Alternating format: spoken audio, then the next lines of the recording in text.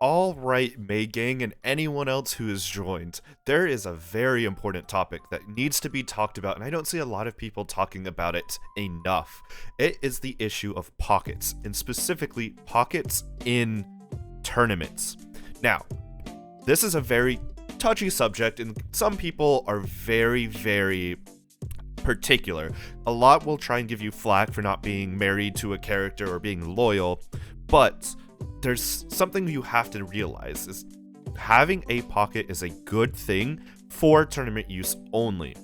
You do not need a pocket if you're just playing this game for fun or just grinding the tower. You can absolutely play a solo character, and even in tournaments, there's people like Slash who will solo a character. Carrot of Wisdom has soloed. Adventure solo Jacko for a long time. You don't need a pocket necessarily. For the first segment we're going to talk about, it's going to be why have a pocket. So, there are multiple reasons why you want to have a pocket for tournament use.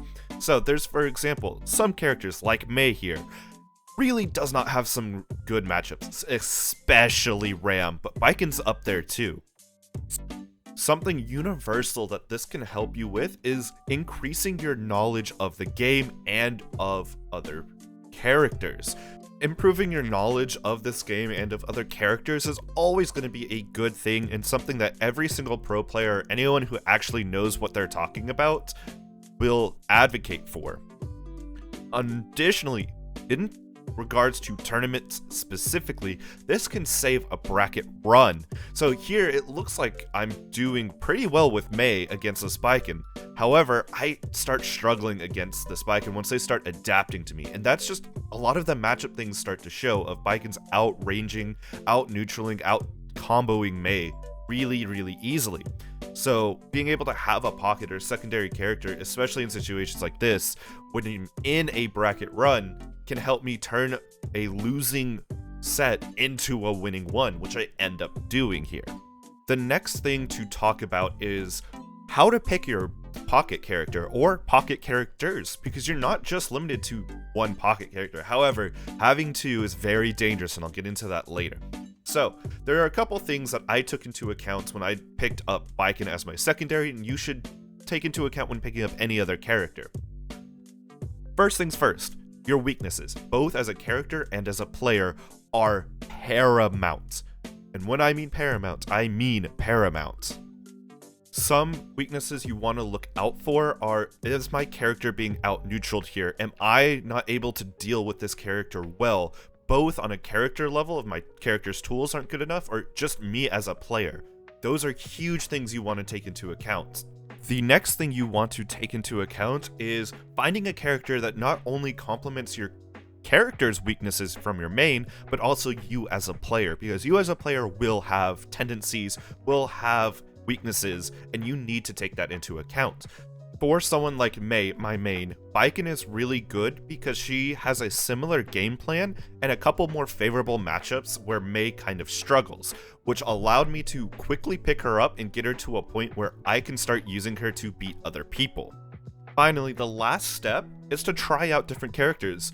You don't need to necessarily have a best pocket character. There is no best pocket character. The best one for you will be the one you click with and the one you can succeed with the most.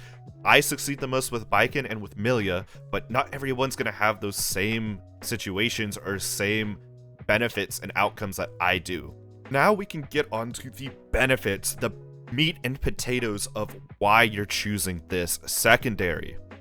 The first thing you can have is your skill will improve, because now you've not only learned one character, but two, or maybe even three. Now you have different play styles, you have different win conditions, different neutral games, different footsies. All of these improve you as a player, and not only do your knowledge of them and ability to use them help you, but also when you play against characters of the same type, especially in the mirror, because you had to learn these from scratch recently, so you're probably going to have a lot more of those fundamentals in your mindset, and you might have somebody who helped you learn this character who can give you the tools that you need. Another big thing is that your knowledge of the game increases. Someone like Baiken has different system mechanics she can take care of, especially if you're going to pick a character that can use the new Kara dash cancels or really interesting 5k or 5p combos. These soft counter hit combos can allow you to find new routes and new combos for your main that you might not have been able to try or do before going to this secondary character, and that can help you immensely. The third main benefit is that you can win matchups a lot easier than you could on your main. Like I'm doing right here with Baiken, I started going on a tear against this player when it looked like we were fairly even and fairly close and they were beating me out. All of a sudden, the tables have turned, so that matchup no longer was so painful to me. The last major benefit to having a pocket is the fact that you can learn certain matchups in a lot less time and with a lot less stress than you would otherwise. For example, in the Mei Baiken matchup, it is very difficult for Mei to be able to do what she wants due to the threat of parry being able to stop a lot of Mei's game plan, especially the hard reliance upon safe jumps. However, in the Baiken mirror, it is just full gorilla neutral, who can out-gorilla the next person, and they will likely win, especially as you gain knowledge of the character and how that character works with tools at their disposal against characters that have that tool.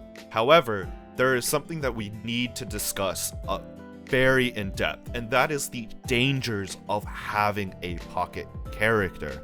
The first obvious danger is that you're going to sacrifice time learning new things on your main and getting better with your main character.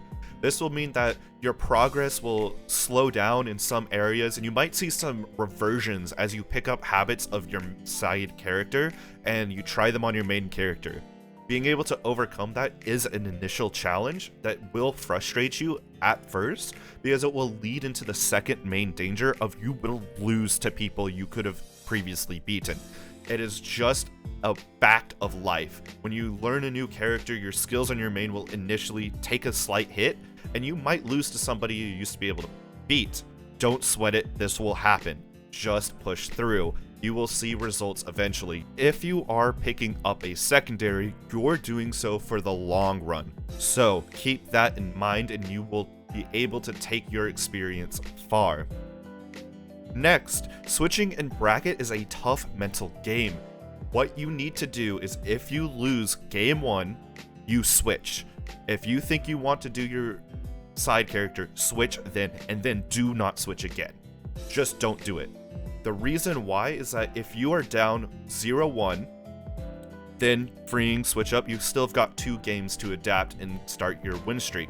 However, if you're down 0-2 or 1-2, switching is just going to revert all the progress with adaptation that you've made on that character, and your opponent will be able to possibly knowledge check you on that character, and you run the risk of them being even better against the double switch. A more minor concern is the fact that someone can counterpick your side character, and if they have the silver bullet to your side, well, that's just a quick GG's, you're not going to do much there. But finally, that mindset switch is something that needs to be drilled into your brain. You need to get that mindset of, I have a pocket character, my skill ceiling on my main is going to decrease, but my skill floor is going to increase as a result, because now I can beat people I would have generally lost to in brackets.